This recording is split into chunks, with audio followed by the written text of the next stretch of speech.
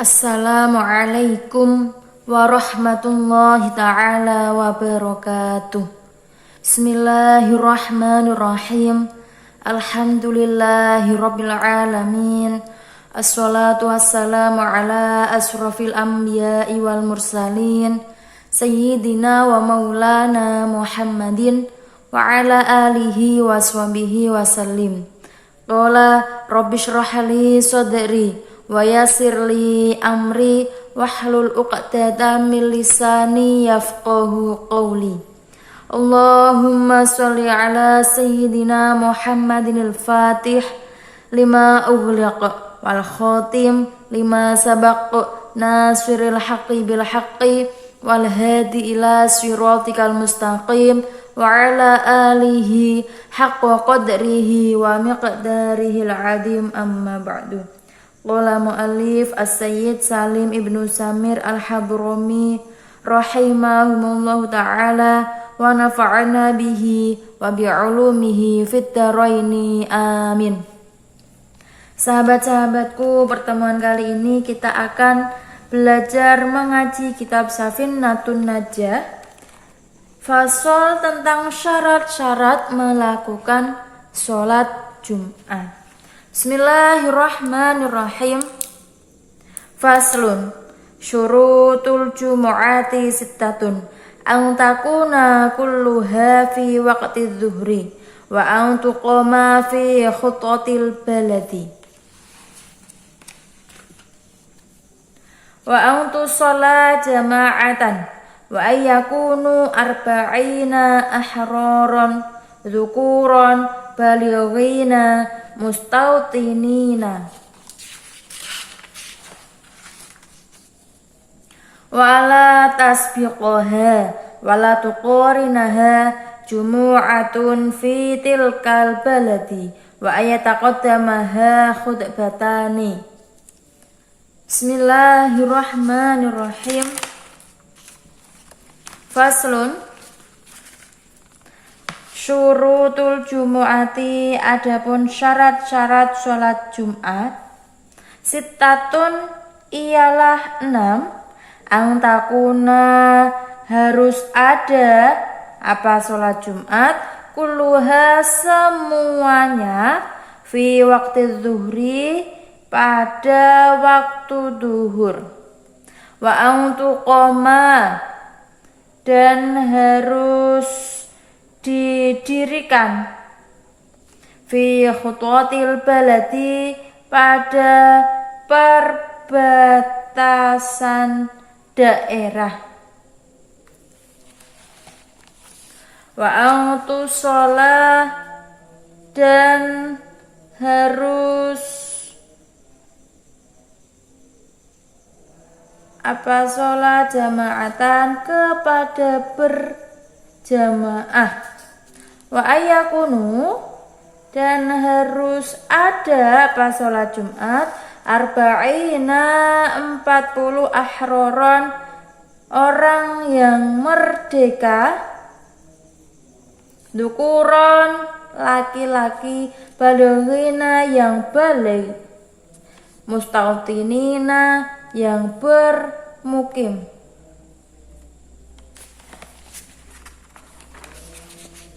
Wala tasbiqoha dan harus tidak didahului, wala tuqarinuha dan tidak dibarengi, fitilka baladi jumu'atan sholat Jum'ah fitil kalbaladi pada daerah tersebut, wa ayataqaddama dan harus didahului apa sholat Jum'ah khutbatani 2 khutbah. Maksud dari fasal ini menjelaskan tentang syarat-syarat sholat Jumat itu ada 6.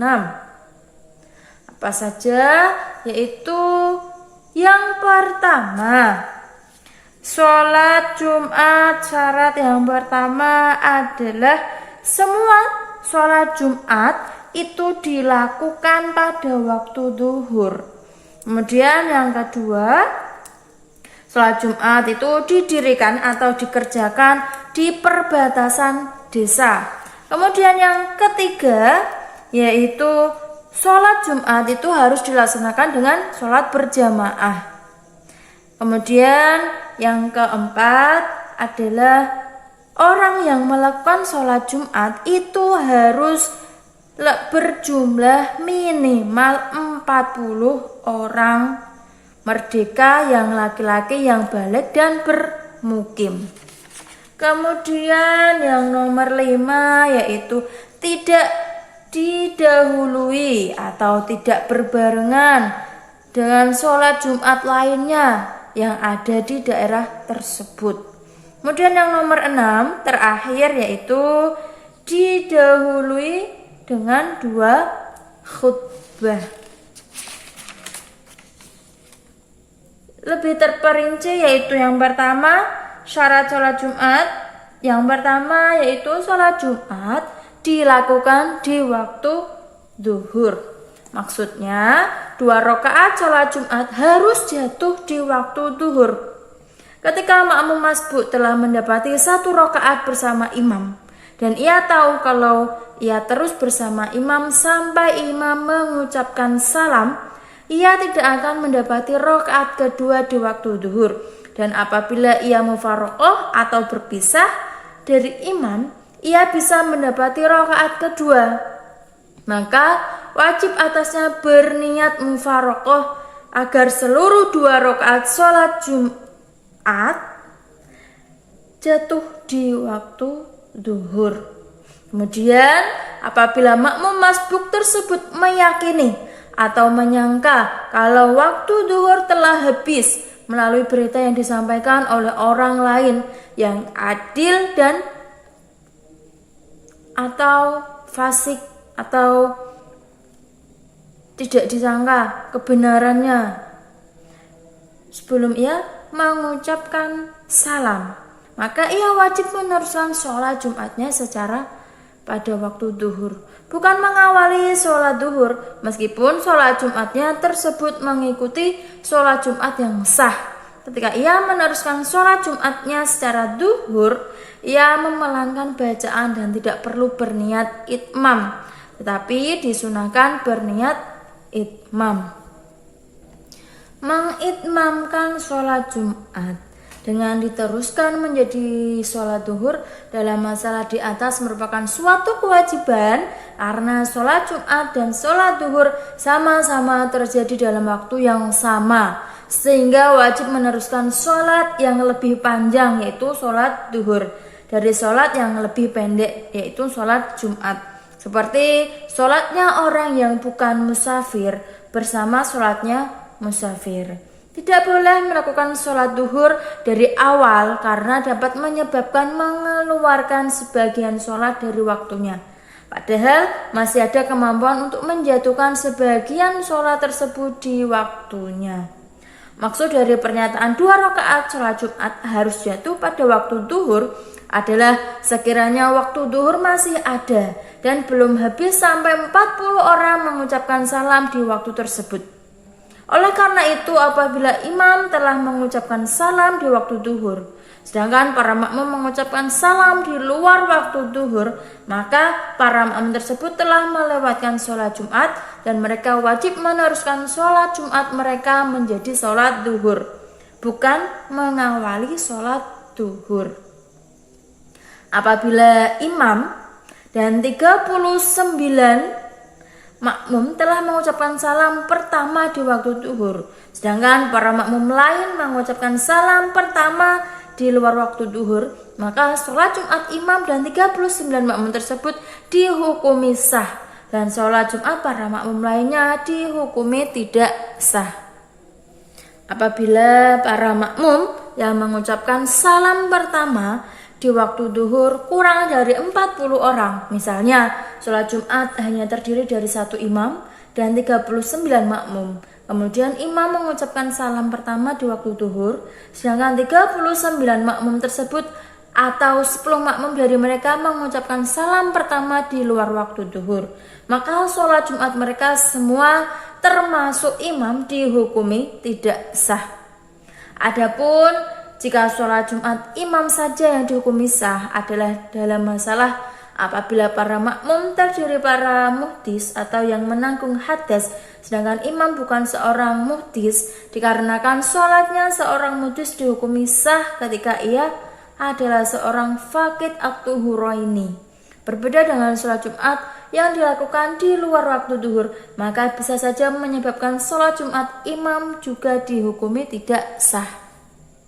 Kemudian yang kedua, syaratnya yaitu sholat Jumat didirikan di tempat yang masih berada dalam garis batas kota.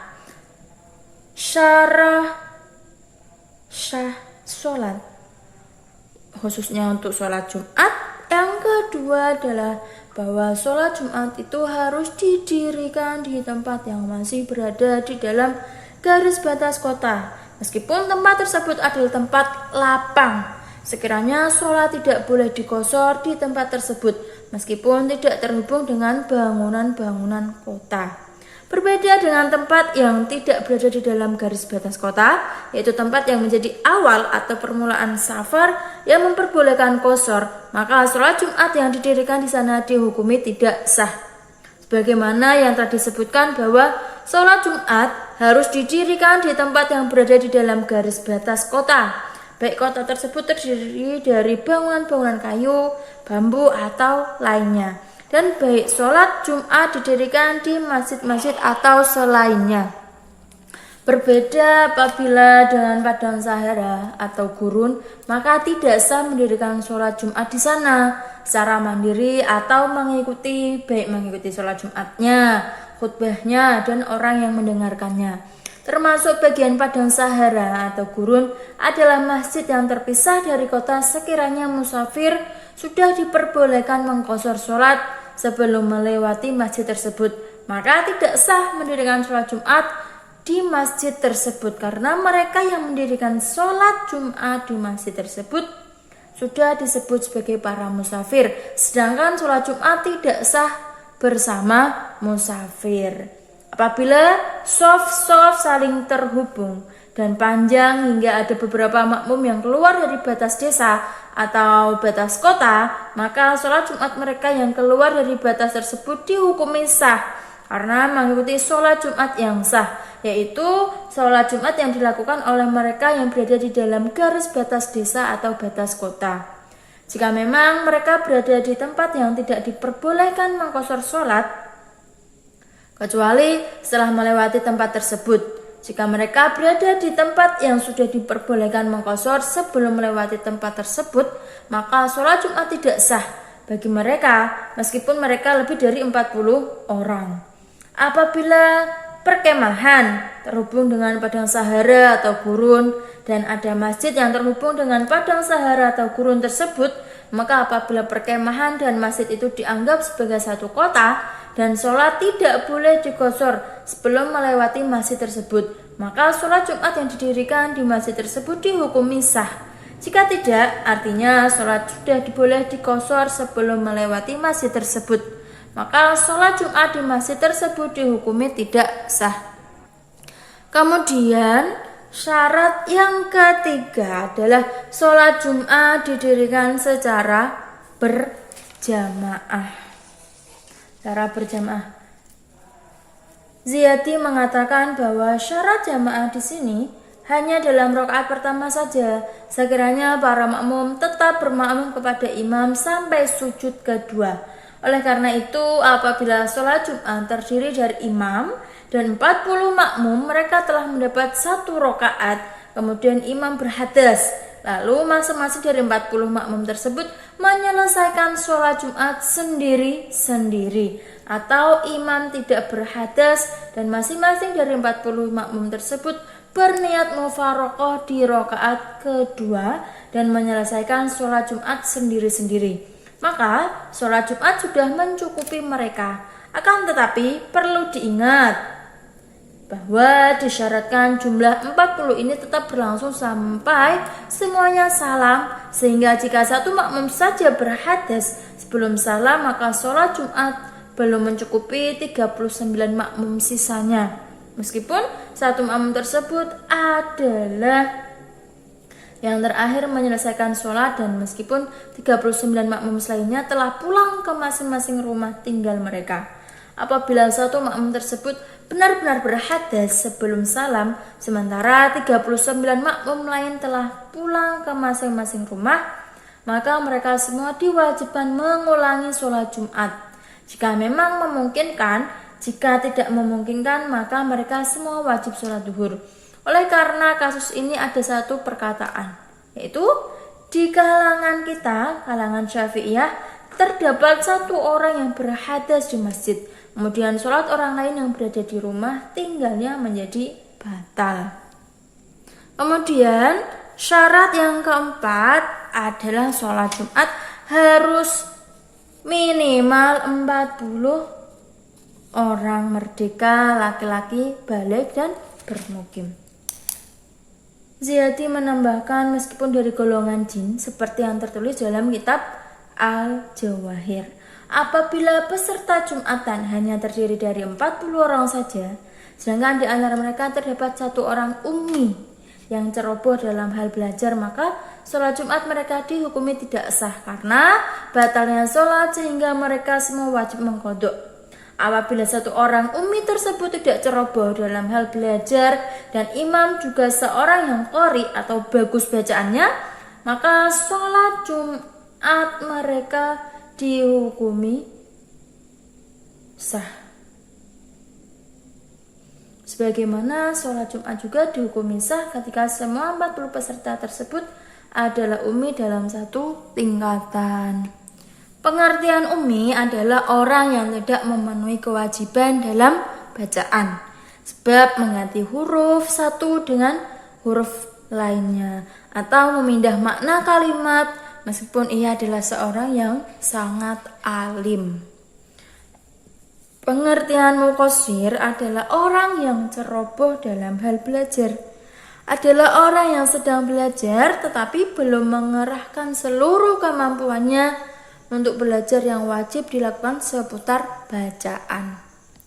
Syarat 40 peserta Jumatan adalah mereka yang merdeka, laki-laki, baligh, dan menetap di tempat didirikannya sholat Jumat.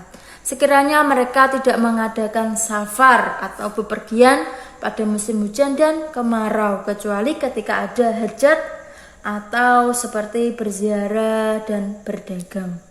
Apabila seseorang menetap di dua kota, misalnya ia memiliki dua tempat tinggal di dua kota tersebut, di kota A dan di kota B, maka yang menjadi acuan atau ibroh adalah kota di mana keluarga dan hartanya berada. Apabila keluarga berada di kota satu dan harta berada di kota lainnya, maka acuannya adalah kota di mana keluarganya berada. Apabila keluarga dan harta tidak ada di masing-masing dua kota ini, maka acuannya adalah kota yang paling sering dimukimi. Apabila dua kota tersebut sama-sama sering dimukimi, maka sholat Jumat sah dengannya di masing-masing dari kota tersebut. Ziyadi berkata dengan mengutip keterangan dari musannif, adapun sobi atau bocah laki-laki yang sudah tamziz, budak, dan musafir, sholat Jumat dihukumi sah dari mereka. Maksudnya, jika mereka melaksanakan sholat Jumat, maka sholat Jumat dari mereka itu dihukumi sah. Tetapi sholat Jumat sebenarnya tidak wajib atas mereka, dan sholat Jumat dihukumi tidak sah bersama mereka jika mereka masuk dalam hitungan 40 peserta.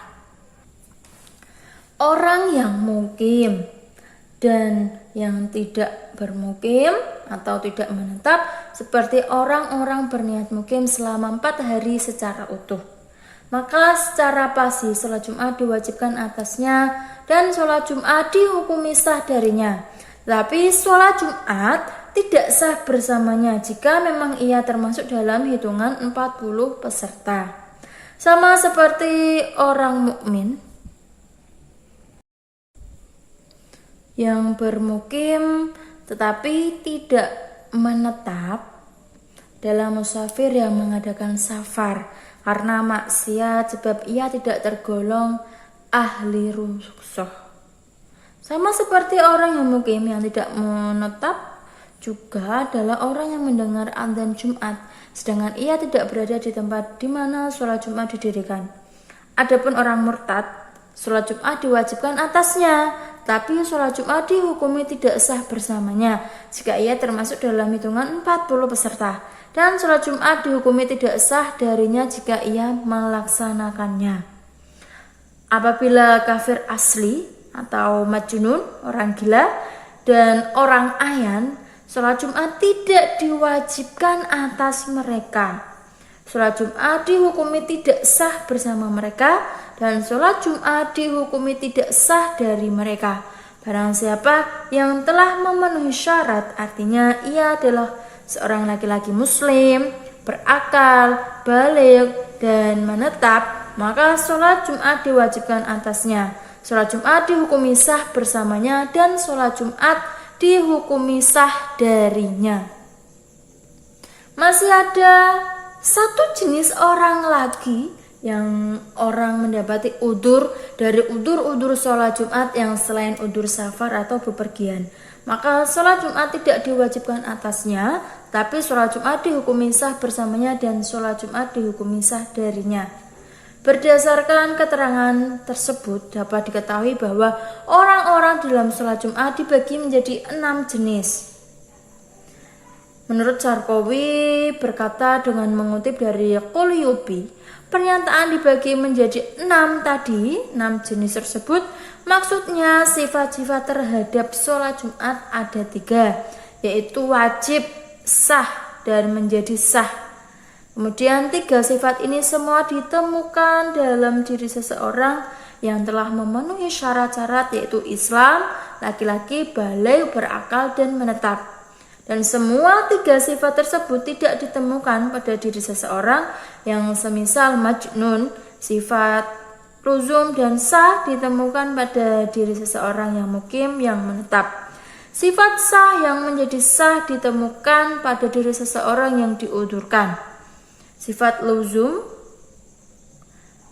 hanya ditemukan pada diri seseorang yang murtad. Dan sifat sah yang hanya ditemukan pada diri seseorang yang semisal musafir. Kemudian syarat yang kelima adalah tidak didahului atau berbarengan dengan sholat Jumat lainnya. Maksudnya syarat sah yang kelima ini mendirikan sholat Jumat yang kelima adalah sekiranya sholat Jumat yang didirikan tidak didahului oleh dan tidak berbarengan di akhir takbiratul ihram imam, yakni huruf ra dari lafaz Allahu Akbar, dengan sholat Jumat lainnya yang juga didirikan dalam satu kota atau satu desa di mana sholat Jumat didirikan, kecuali jika memang orang-orang sulit berkumpul di satu tempat meskipun bukan masjid seperti jalan umum karena saking banyaknya mereka, atau sedang terjadinya peperangan di antara mereka, atau jauhnya pinggiran kota atau desa dari tempat sholat Jumat. Sekiranya orang yang berada di pinggiran kota desa tidak dapat mendengar suara adzan sesuai dengan syarat-syaratnya. Syarqawi berkata, diperbolehkannya mendirikan sholat Jumat lebih dari satu yang disebabkan orang-orang yang berada di pinggiran kota atau desa tidak mendengar adzan Jumat sebab jauh dari tempat Jumat adalah dengan mengacu atau ibroh pada keadaan yang mana orang-orang pinggiran tersebut adalah orang-orang yang biasa melakukan sholat Jumat di tempat Jumat tersebut. Sebagaimana yang dinyatakan oleh pendapat Mu'tamad, meskipun mereka belum hadir secara nyata dan meskipun sebenarnya sholat Jumat tidak diwajibkan atas mereka seperti perempuan dan budak, dan meskipun sholat Jumat tidak sah dari mereka seperti majnun, Jadi berkata, pendapat Mu'tamad menyebutkan bahwa ibrohnya adalah para orang-orang pinggiran yang akan menghadiri sholat Jumat, meskipun sholat Jumat tidak diwajibkan atas mereka. Kemudian syarat yang keenam adalah harus didahului dengan 2 khutbah. Maksudnya syarat sah yang terakhir yaitu sholat Jumat didahului dengan 2 khutbah sebelum melaksanakan 2 rakaat sholat Jumat.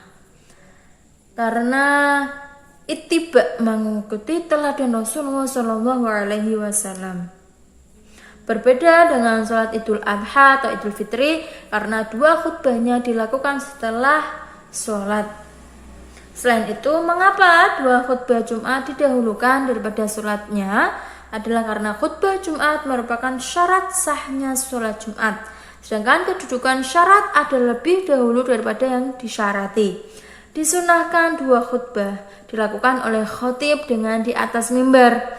Jika tidak ada mimbar, khatib berada di tempat yang lebih tinggi. Berikut ini adalah beberapa perkara yang disunahkan bagi khatib.